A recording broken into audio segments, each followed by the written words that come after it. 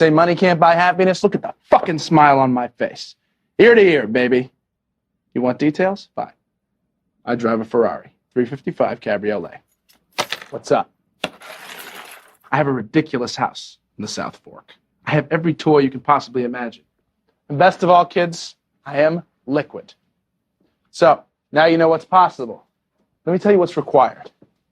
Okay, it's time for life advice. You know the email, lifeadvicerr@gmail.com. Really long story here, but I'm in major trouble with the wife. Stick through this email with us, folks. And honestly, this isn't as long as some of the ones we get. Some of them are just so long that it's not that I don't appreciate the submissions or anything like that. Just sometimes I worry about the audience part of it. All right, so when I stop talking, here we go. This is one of the heaviest ones we've had. But it's not like going to bum you out or anything like that. I have a group of 5 other friends who aren't really the homies or lifelong friends like that, but guys we met through our wives. Side note, we're all newly married, all 3 years or less. So we're talking about 6 guys here total, not the homies. We get this. New relationships through the wives, all 3 years or less. Work-wise, we're all making really good paper on our own, but we all have wives who all make significantly more than us. So much so that this group kind of functions as the therapy group to deal with the ups and downs of having wives who out-earn us by a lot. The pandemic took a toll on all of us, our wives. So the wives agreed to let us go on a guy's beach trip to a country, either the Caribbean. He's like, all right, I'm not going to be too specific. So they went somewhere else. They went somewhere else warm. We rent a dope-ass Airbnb with 12 bedrooms, huge pool, 2 outdoor jacuzzis, 2 pool homes, an outdoor kitchen with 2 eggs. I guess he must mean the egg grill. Yeah, green eggs. Yeah, green eggs. Good call, Kyle. Shit was funky. The trip started off pretty standard. Breakfast, Smash Brothers, spades, lunch, brown liquor. I love the brown liquor inclusion here. Mario Kart, spades, dinner, happy hour, strip club. After the second day, the dancers at the strip club informs us we could save a lot of money by coming to our rental property. Apparently, some of the guys showed the dancers the pics of our Airbnb. We agree, and after dinner and drinking the third night, we invited a dozen or so dancers back to the Airbnb. It was a great time, and from my vantage point, no one crossed the line. You don't know that. The dancers inform us that they would like to come back the next day, and they can bring a chef to cook for us. We agree, and the next day after breakfast, we hit the grocery store for food. For the chef to cook, and then the liquor store as the dancers wiped out our liquor stash the night before. The next afternoon, nearly 20 dancers and a chef arrive, and honestly, the next 8 or so hours was a movie. Again, from my vantage point, I didn't see anyone crossing the line, but we had 20 dancers on 6 guys. All the ladies were in some fashion and nude, swimming, soaking, and giving very aggressive and handsy lap dances. But again, no line crossing, apparently. The next day in the Sprinter on the way back to the airport, I do a phone check because I saw all the guys taking pics. Idiots. They all agreed to delete the pics. As married men, don't need these types of pics on their phone. We all do a peer review to make sure all the pics and videos are deleted. Back in the States, our group rotate dinner at each other's place every 2 weeks. The first dinner's at my place. And as we always do after the dinner, the fellas hit the patio for cigars, scotch, cognac. One of the guy's wife asks for his phone so she can take some pics of the wives for Instagram. He gives it to her. 5 minutes later, our wives are on my patio ready to kill us all. Apparently, this guy gave his wife his burner phone, which apparently has a photo gallery and the WhatsApp app. He had been in contact with some of the dancers, sending them money and offering to fly them here to the States. In his gallery, he apparently crossed the line in every way imaginable. All of our wives demand our phones and go through them every way imaginable. Most of us are mostly clean. I'm super clean except for following some random Twitter porn stars. Hey, you're still clean, buddy. You're clean, I promise. Yeah. I mean, come on, man. I don't know what the point is. Like, why would you put yourself in that situation? But go ahead. Yep. My wife and the other wives are convinced we all went there to cheat and are finding articles about how our destination was a major hotbed for sex tourism. While I didn't tell my wife we had strippers at our Airbnb, I did tell her we spent most of the time around strippers. By the way, I love that it says around strippers. Neither she nor our therapist are going for it. I've had to take STD tests and have had damn near forensic audit on my bank and social media accounts to prove I didn't cross the line, all to no avail. Needless to say, the dinner group is done, and the wives, who are best friends, are now starting to beef with each other. Question is, what is your advice to get my wife and my therapist to believe I didn't cross the line? Postscript, the other guys and I agreed to pack out burner phone guy on site. That wasn't like a Real Housewives episode where the guy just recapped the plot and then just sent us an email on it. Wouldn't know, but I wouldn't know. Wouldn't Yeah. know. I'm not gonna research it, cross-reference it. Oh, look, I don't know what your wife's deal is. I have a couple friends that I know if they ever got caught cheating on their wives, I would just tell my friend I wouldn't even want to get married. Like I would gladly get divorced because there's no way I'd want to live with this person who no longer trusts me. I think some people find a way to get through it. A lot of people do. I'm not saying I think as if I'm not sure. We know it happens. Sometimes it happens and sometimes it can, I mean, when it seems impossible, you can find a way. But now you're saying you didn't do anything wrong. I mean, you guys kind of like, you can't have strippers keep coming back to the house over and over and over again, and not expect that something's going to go down, especially if they're the type that are like cool just to party at your house the whole time. And whatever the markup would be on how much you're paying a group of 6 dancers to be at your house for hours on end, it was clearly worth it to them. They kept pushing it, but somebody was going to screw up. You're saying you didn't. All right. So we'll take you at your word. I think the problem with this is, again, it depends on the wife. It's like, how like your cell phone after a little while, like that battery health is never going to be back to 100%. Like it says it's 100% charge, but when you go to the health update, it's like, it's diminishing returns here. There's a really good chance forever now for the rest of your life with your wife that it's never going to be 100% trust. It's just not. It'd be impossible. I mean, if it were reversed, could you ever in a million years have 100% trust for her? I couldn't. I mean, if my wife did something like this, I'd probably be on the next plane to Cabo, and I know that sounds stupid and I probably wouldn't, but you know what I mean? Like I'd be so upset about it, that I probably wouldn't be very rational for a little while about it. So, I mean, you could keep telling her over and over and over again. The fact that they're beefing, the wives are beefing is like 101. I remember there was the guy, pro baseball team, he got busted cheating. And then the fucking guy sold out like everybody else on the team to deflect from what he was going through. And then everybody on the team was pissed and like went to the general manager to be like, hey, you gotta trade this guy. The problem is he was a really good reliever. So the team didn't want to trade him. But like, that's a move that guys will have. There's also a move where guys will go ahead and fight God for a little while, get right with God. And then I don't know why that works as well as it seems to work, but it does. But the only thing I could think, like, she's not going to trust any of the other guys, like the guys that did cross the line. Will your wife listen to them? And if those guys are like, hey, he was there, but you also said that you didn't have strippers at the house. You've already lied to her too. I mean, I was thinking, hey, if one of the guys kept in touch with the strippers, could you get your wife in touch with one of them and be like, hey, can you vouch for me that I didn't do anything wrong? But again, I don't know if these dancers are going to have your back on this one.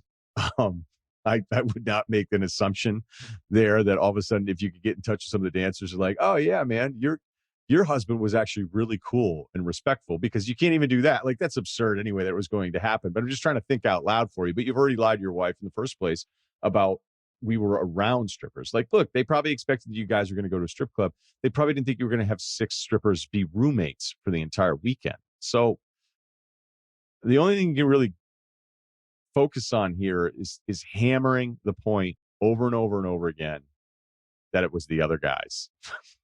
That's it. That's you got to save yourself.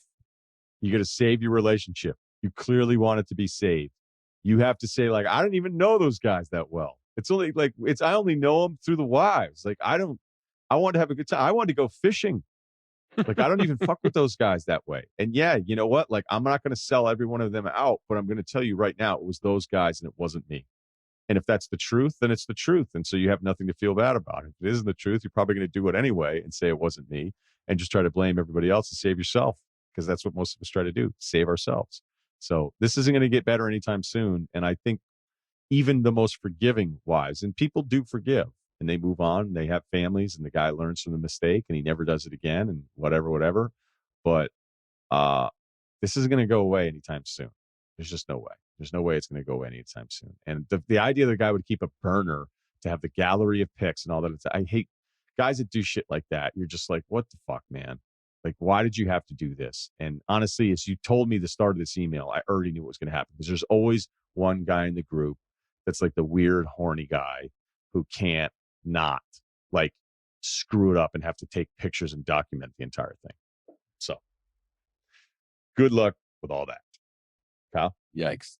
I mean, you did spend like 4 consecutive nights with the same strippers, right? I mean, I'm not sure if his wife was looking at the dates on those photos, but like he did it like 4 times in a row. And the other thing I would say is if you have like wild card friends, like it's kind of guilty by association.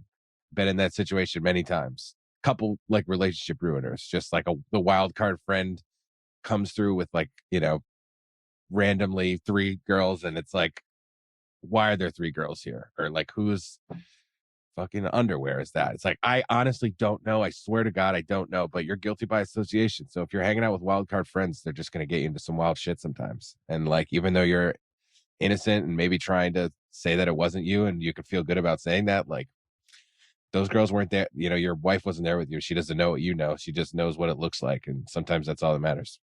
Yeah, you can't get busted again. That's kind of what I was talking about. Like you've already sort of lied to her about this because you didn't want to say, yeah, we didn't just go to strip clubs. We let them hang out with us at the house the entire time. And I'm surprised if they looked at the phone, I'm surprised there wasn't one wife that was like, all right, wait, we have pictures of the Airbnb. Like, let's see what happened. Okay, so now the photos are matching up with the Airbnb listing. And now we know that these pictures are all taken at the house. And like, you're right, Kyle, timestamps alone, if they really dug through all the pictures to be able to say like, wait, this, how many days in a row did this go on? And hey, that's the same girl. Like, that's just a different, she hit crimping on Tuesday and then she was straight on Wednesday. So what the hell's going on there? Yeah, I mean, you guys, you save yourself. The more we talk this out, I would just try to find any single way to save yourself and deflect all the blame on the other guys. Because you guys apologize. I mean, he should be apologizing while doing this. Like, if he's just blaming his other friends, being like, it wasn't me, I swear, like I was an angel when I was there. Like, you need to take some responsibility too, though. Like, I think that would go a long way. Your wife is going to probably decide one way or another whether or not she wants to stay with you, and that's going to be kind of on her and her personal terms. But you can't just be like, none of this was my fault. I'm innocent here. You have to take at least some blame here and say, even if I didn't cheat or do what he did, and I didn't take it to that extreme, I did fuck up. Yeah, maybe you cop to some lap dances, but then you could even just go, I mean, this is kind of a soft move, but whatever you can here, you might just say like, if I didn't take on lap dances, the rest of the guys are going to judge me. Peer pressure. Yep. I hate myself for it. Maybe even a fake cry in front of the therapist. Therapist will go for it. She might not. And then, no. But yeah, apologizing. We probably could have gotten that a little earlier. I thought that just sort of was par for the course on this. I just wanted to make sure we had that out right, there. Right. That somebody would have to apologize. But hey, man, good luck. Good luck. Yeah. Okay, this one's quicker. 3363 200, wife, 3 kids, house, distance runner. Wow, at 200. Good for you. Every year, my in-laws fly my family and I.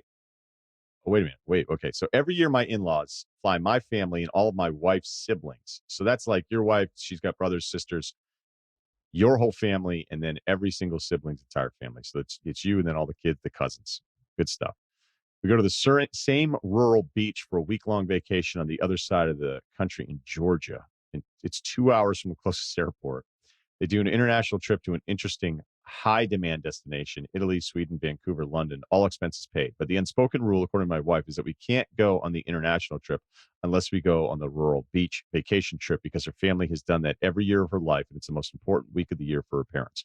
We both work semi-demanding jobs, so it's very difficult to get off the same week every year, let alone 2 different weeks together in the summer. So every year for the past 6 years, we've done the rural beach trip and not the international trip. I lightly suggest every year that we should skip the rural beach trip for the international trip, but I get the shrug, and I don't think my wife has even raised the possibility with her parents. Should I be more forceful in trading rural inconvenient beach in the state of Georgia for Venice or, as we said, Sweden here, Vancouver, or accept my lot in life?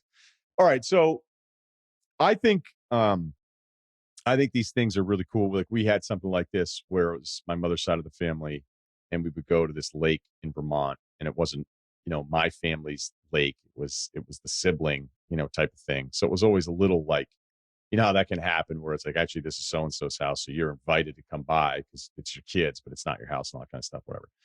But those are big moments. Those are big moments for the older people here, the parents, as you're mentioning. So your in-laws, there's an incredible amount of pride as like the grandfather, right? As the head of this family, and then to have everybody around. All right. Because that's like the cool part of getting old and having this big family and feeling like you're somewhat responsible for it. And, hopefully most of the people have good heads on the shoulders and all that kind of stuff. Like that week, I can understand, as you describe it, 2 hours from an airport, Georgia, wouldn't be my first choice for a vacation. Shout out to the SEC, but it wouldn't be. And that week, if it means everything to them in a way that you probably understand, but you don't, right? And I'm sitting here saying I understand it, but I don't. Like that's just what they do. It's just what they do, and that's what they want you to be there for. But if you've gone to 6 straight and missed out on the cool trip for 6 years, that doesn't sound very cool. That math just sounds terrible. So you got to start with the wife in a more forceful way of being like, hey, what's up with like the cool trip? Is there any way we can do that? Because the other thing I think that people with money do, especially older people with money, is they like to be in control of stuff in a fucked up way. So that there's this qualifier that you're not eligible for the cool trip unless you go to the rural beach deal in Georgia. Like that's just this power play, that's Succession type shit. And sometimes those people need to be challenged a little bit, but I would not go over the wife's head. I would ask the wife, but then I would get to the point where it's like, unless you don't want to go to the international trip with them. But you could, I don't understand. Like, this is one of those deals where you're like, why can't you just say, hey, it's been 6 years. I've done the beach thing. We'd love to do one of the international ones. We both have a job that will not allow us to take 2 weeks off at the same time separately, over the course of the summer. Like it's just not going to happen. So are you telling me you never want me to be able to go on the international trip? Because I can't do both. I've proven it. I would think the 6 years of the beach trip would have built up enough equity that you'd be able to pull this off. And again, I can't imagine why you wouldn't ask, but I would ask the wife, unless the wife actually loves the beach trip more than anybody else does. And she doesn't want to bring it up and doesn't want to talk to you about it because she actually prefers the beach thing and doesn't even want to do the international stuff. So that could be part of it too. It does sound like you're going to lose probably no matter what. And I would hope if I'd had now a bunch of kids with the guy's daughter and I'm a good husband and we've had this really nice life and we're still young enough that you'd hope you could have a relationship with your father-in-law to go like, hey man, here's the deal. I love this Georgia Beach deal. I want to check out Sweden. What's Vancouver all about? Sri Lanka. Let's go. I'll start Googling right now. I'll see what kind of rental cars we can get once we're, boots on the ground. I'd like to think you could be able to do that, but the fact that you never even brought that up tells me maybe that you can't. So a couple different factors here, but never forget that the people with money that call all these shots, as much as they appreciate being able to bring everybody together for their own enjoyment and fulfillment, there can also be this weird deal where when somebody kind of has the money, they really always want it on their terms. And, I had a friend, I wouldn't even call him a friend anymore, but a friend like this, where he was the richest out of the entire group. And, as you got a little bit older, you just started realizing he was more and more of a shithead because it was only like his way. It was only going to be his way every time it was a weekend trip or, hey, would you go here? No, I won't go there. I won't go there. I won't go there, but I'll go here because like his money meant something at one of those places. And I obviously had checked out on this friendship very, very early on after college. And he didn't really like me that much anyway. So it wasn't a tough breakup for the both of us, but it was something that dawned on me as I got a little bit older, is that never underestimate the guy with money thinking his preferences matter more than yours, because it's kind of the way they're brought up and it's fucked. And it could be a big part of this, or maybe you just ask them and then you're in Sweden. So Kyle? Well, I just spent the last 5 minutes looking at Georgia beaches, and that actually looks pretty nice. I've never thought about Georgia beaches before. Maybe you can take a spot. Driftwood, you guys. Driftwood Beach, Jekyll Island, looks good. It's like great sunsets. Yeah, I wonder if it's even been asked. I wonder if it's just like a legend that like if you don't go to the special Georgia Beach trip, you're not going, or like maybe it has happened and like the shithead cousin once missed it, and then he was like, oh yeah, well you're not going to Antibes or whatever. But I wonder if it's been asked at all, or if it's just like you said, like the wife his wife is just like, it's just something that's not done. And it's like never, the waters haven't been tested since like one legendary time. So I wonder, I think it'd be worth, like you said, just try to reason with her about like, come on, isn't this a little ridiculous?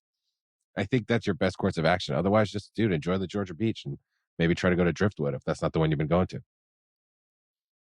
But judging from the way he phrased that, it seems like the only person he's asked about this is his wife. So I would say, why not ask another family member that doesn't have to be the dad, just to kind of test the water out a little bit and say, hey, I was kind of thinking about this. My wife's not really sure. Like, what do you think? And if your brother-in-law or sister-in-law is like, oh, absolutely not, you have to go to the Georgia one, then you know that it's kind of validated and you're setting what you have to do. But if she's like, oh yeah, that'd be totally fine, then you go back to your wife and be like, hey, I've been talking around, and some of the other people think it'd be cool if we just skipped the Georgia one this year and went to the international one. And then you have some leverage to bring to her and say, actually, this is going to be okay. So that's the first step that I would do, is ask the other people involved that's not the dad. Yeah, and that's why I brought up, like, that could be the dangerous part of the deal here, where it's actually her, like, she likes this. Oh, the plot twist, the Shyamalan plot twist at the end. She was the bad guy the whole time. Yeah. She was the island. But guys, let's be honest. In one, it's 6 years. Like, I like that one. You could say to her though and be like, hey, in 6 years, can we just do what I want to do and go to Europe? Like, I feel like it's not that big of an ask for her to make. Even if she likes Georgia, we'll go back to Georgia next year. Yeah, this is not a huge, like, of all the problems, like, this isn't the biggest problem. And because most people are like, I hate my in-laws, I don't want to go to any of this stuff. Like, that never even came up. It never even came up. But I wonder if the guy has enough money to bring his entire, all of his kids and all of their families to these international destinations. He's obviously done pretty well. And, this thing where you got to get some ABs and AAA before you get called up to the majors. And you're like, hey, dude, I've been in AAA for 6 years getting hits. I don't know. This is kind of stupid. Really, when as we keep talking it out, it's crazy that, like, wait, so you're telling us, like, if we can't go to Georgia, you don't want us with you in London? Like, he's got a ledger. Right. Yeah. Like, what are you guys doing here? Like, it's going to be awkward.